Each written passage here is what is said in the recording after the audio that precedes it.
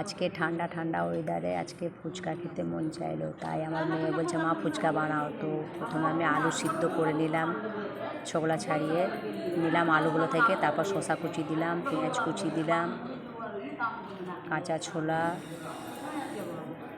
আর গাজর কুচি, লঙ্কা কুচি, ধনে পাতা কুচি।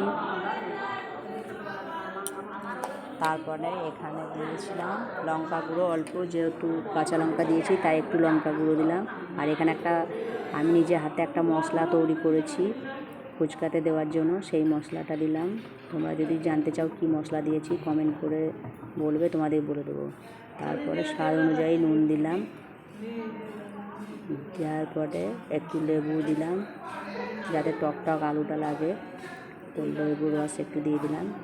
দেওয়ার পরে ভালো করে আলুগুলো আমি চটকে নিলাম। এদিকে তেঁতুলটাকেও জলে ভিজিয়ে দিয়েছি, একটা লেবু পিস দিয়ে দিয়েছি জলের মধ্যে, আর নুন দিয়ে ভালো করে আমি তেঁতুলগুলোকে চটকে নিলাম জলের মধ্যে যাতে টক হয়। আর নুন দিয়ে দিলাম স্বাদ মতো।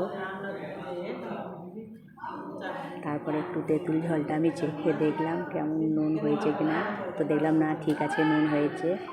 এদিকে দেখো ফুচকাগুলো আমি ভেজে তৈরি করে নিয়েছি, আলুগুলো ভালো করে চটকে মেখে নিয়েছি। মাখার পরে আমি ফুচকার মধ্যে ভরে দিলাম, দিয়ে জলে চুবিয়ে নিলাম, নিয়ে তারপরে তোমাদেরকে খেয়ে দেখাচ্ছি ফুচকাটা কেমন হয়েছে। অসাধারণ খেতে টেস্ট হয়েছে। তোমরা